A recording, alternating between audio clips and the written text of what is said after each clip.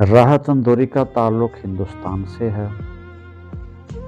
1 जनवरी 1950 को पैदा हुए और 11 अगस्त 2020 को इंतकाल कर गए। बड़ी खूबसूरत शायरी की इनकी शायरी में जिद्दत है।